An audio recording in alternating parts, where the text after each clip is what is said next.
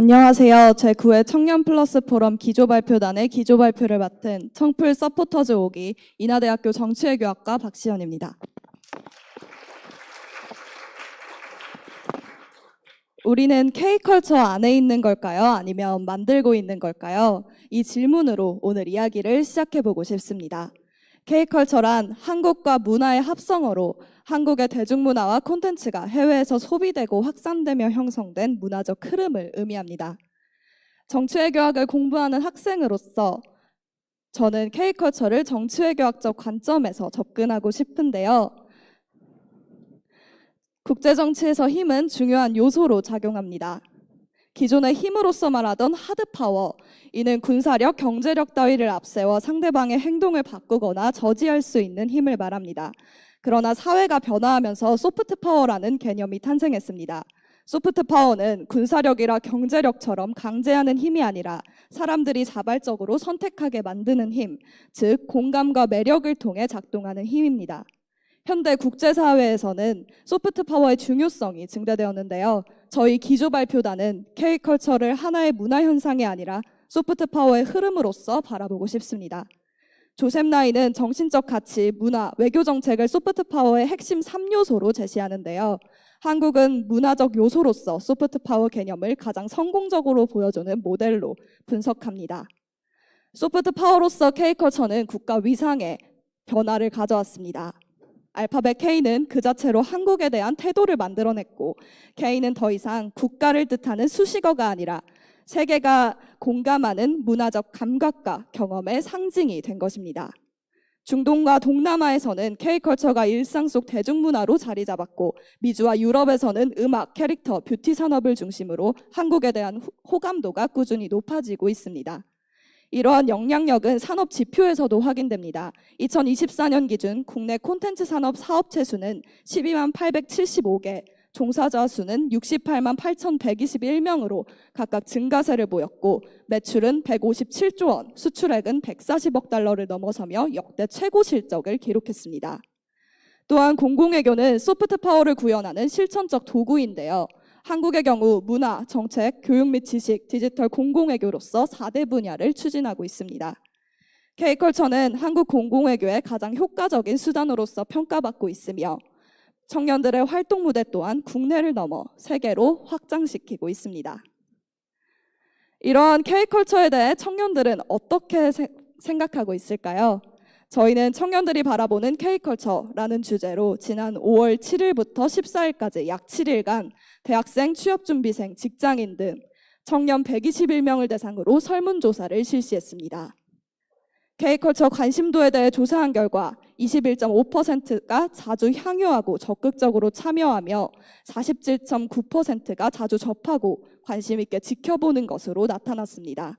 즉 60% 이상이 K컬처에 높은 관심도를 보이고 있었는데요. 그 분야로는 K-팝, 드라마, 영화, 음식, 패션, 뷰티가 가장 높은 비중을 차지했으며 게임, 웹툰, 관광 및 여행 분야가 그 뒤를 이었습니다. 또한 K컬처를 거의 매일 소비한다는 응답이 절반 이상으로 K컬처가 이미 청년의 일상 속에 깊게 자리하고 있음을 알 수 있었습니다.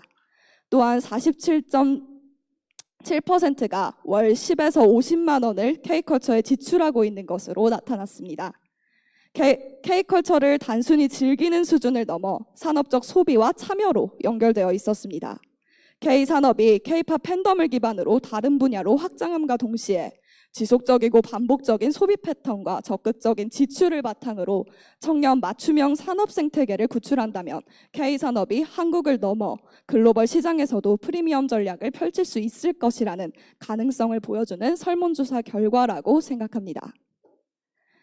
K컬처가 청년들에게 새로운 기회를 제공할 수 있는가라는 질문에는 매우 그렇다 43%, 그렇다 44.8%로 나타나 대부분의 청년들이 K컬처의 가능성에 긍정적으로 공감하고 있었습니다.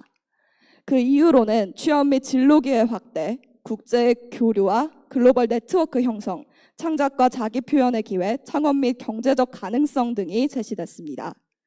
또한 70% 이상의 응답자는 K컬처로 인한 사회적 변화를 체감하고 있다고 답했는데요. 새로운 경험과 지식 습득, 국제적 네트워크 형성, 문화적 자부심 향상, 진로와 학업에 대한 동기부여 등이 대표적인 변화로 언급됐습니다. 다만 K컬처의 흐름에 대해서는 긍정과 우려가 동시에 존재했습니다.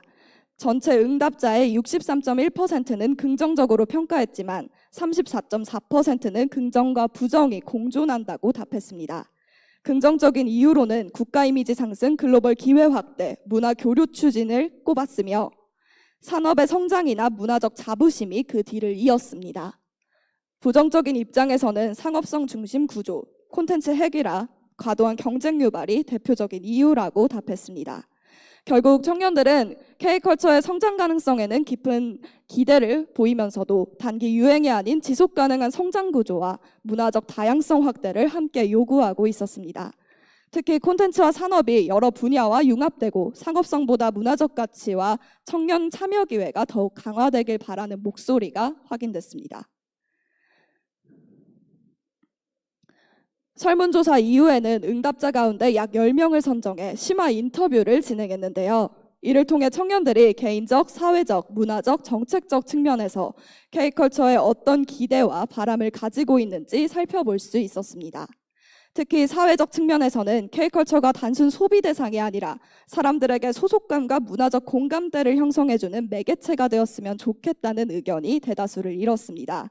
직접 콘텐츠를 제작하거나 참여하며 현장을 경험할 수 있는 기회가 확대되길 바라고 또래 세대와 공동체 안에서 사회 문제나 청년들의 고민을 자유롭게 이야기할 수 있는 그럼으로써 위로와 연대감을 형성할 수 있는 문화로 자리 잡길 기대했습니다. 이러한 바람을 실현하기 위해서는 정책적 지원도 중요하다는 의견이 이어졌는데요. 청년이 K컬처를 더 쉽게 누리고 참여할 수 있도록 문화 바우처 등의 접근성 확대 정책과 일자리 창출 지원이 필요하다는 의견이 많았습니다. 취업난이 대두되고 있는 만큼 다양한 일자리를 접하고 경험할 수 있는 기회가 제공된다면 청년들의 관심과 흐름에 맞는 새로운 K컬처의 발전을 기대할 수 있을 것입니다. 또한 창작자나 활동가들을 위한 공정한 보상체계, 표준 계약서 보급 등의 법적 보호장치 강화, 그 밖에도 복잡한 서류 중심 절차를 벗어나 우수한 역량을 가진 이들에게 혜택이나 지원이 제공될 수 있도록 미래 계획과 성장 가능성을 반영하는 평가 제도가 필요하다는 의견도 제시됐습니다. 설문조사와 인터뷰를 통해 K컬처를 단순한 유행 산업이 아니라 자신의 삶과 사회를 연결하는 중요한 문화적 자산으로 인식하고 있는 청년들의 솔직한 평가를 들을 수 있었습니다. 그러나 저희는 K컬처의 분명한 구조적 한계도 존재한다고 생각합니다. 바로 반복과 의존 중심의 산업구조, 그리고 공공외교 및 정책 방향의 편중 문제입니다. 현재 K컬처 산업은 새로운 산업을 창출하기보다 기존 성공 공식을 반복적으로 확장하는 구조에 가깝습니다. 새로운 장르나 실험적 콘텐츠보다 K트롯처럼 이미 검증된 성공 공식을 반복한다는 점입니다. 정부 정책 역시 문화 자체보다 국가 브랜드와 수출 전략을 중심으로 K컬처를 활용하는 경향이 강합니다. 특정 장르와 산업에 지원이 집중되고 비주류 문화나 실험적 콘텐츠는 상대적으로 소외되고 있는 상황입니다. 그럼에도 불구하고 K컬처는 경제 인프라의 핵심 요소로 기능하고 있다고 볼 수 있습니다. 그 배경에는 정책, 기술, 산업이 결합된 통합 구조가 자리하고 있기 때문인데요. 드라마와 음악을 통해 형성된 관심은 한국 상품 구매율을 올림으로써 한국 브랜드 전반에 대한 선호를 높이고 있습니다. 여기서 쟁점은 K컬처를 단순한 유행 산업으로 소비할 것인가 아니면 국가 경제와 사회를 움직이는 지속 가능한 구조로 발전시킬 것인가에 있습니다.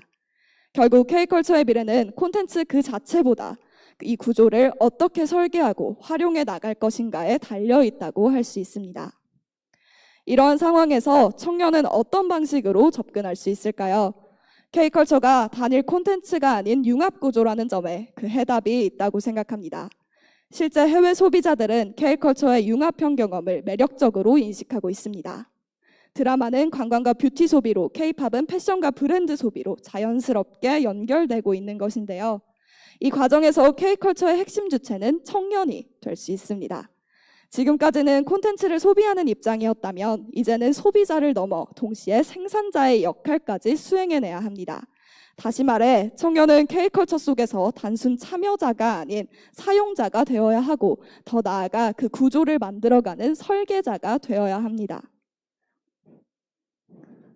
그렇다면 청년들은 어떤 방향으로 나아가야 할까요? 저는 3가지 기준을 말씀드리고 싶습니다. 첫째, 하나의 전문성에 머무르기보다 서로 다른 영역을 연결해 새로운 가치를 만들어내는 역량이 필요합니다. 문화와 기술, 산업과 콘텐츠처럼 경계를 넘나드는 융합의 힘이 앞으로 더욱 중요해질 것이기 때문입니다. 둘째, 기존 성공 공식을 반복하기보다 자신만의 방식으로 재해석하고 새로운 흐름을 만들어내야 합니다. 즉, 새로운 문화를 설계하는 주체가 되어야 합니다. 셋째, K라는 이름에만 기대지 않는 보편적 경쟁력을 갖춰야 합니다. 삼성전자가 단순한 한국 기업을 넘어 글로벌 브랜드로 자리 잡았듯 K컬처 역시 세계 어디서나 통할 수 있는 가치와 구조를 만들어가야 합니다. 저는 여기서 다시 질문을 던지고 싶습니다. 우리는 지금 K컬처 안에 존재하고 있는 걸까요? 아니면 새로운 K컬처를 만들어가고 있는 걸까요? 이제 단순히 참여하는 것만으로는 불가능합니다. K컬처는 이미 세계적인 소프트 파워이자 중요한 공공외교 자산으로 성장했습니다. 앞으로는 유행과 소비를 넘어 지속가능한 경쟁력과 산업구조를 만들어 나가는 단계로 나아가야 합니다. 물론 이러한 변화는 청년들의 노력만으로 완성될 수 없습니다. 문화가 지속가능한 산업으로 기능하기 위해서는 정책과 제도, 그리고 건강한 산업 생태계가 뒷받침되어야 합니다. 저희 기조발표단은 오늘 이 포럼이 단순히 정보 공유의 자리를 넘어 정치, 글로벌, 문화, 패션, 관광, 게임, 브랜딩 등 다양한 분야 속에서 청년이 어떤 역할을 하고 어떤 방향으로 나아가야 하는지 함께 고민해보는 출발점이 되길 바랍니다. K컬처는 지금 이 순간에도 계속 새롭게 확장되고 있습니다. 그리고 이제 그 방향을, 그 미래를 만들어갈 주체는 바로 오늘을 살아가는 청년들입니다. 이상입니다.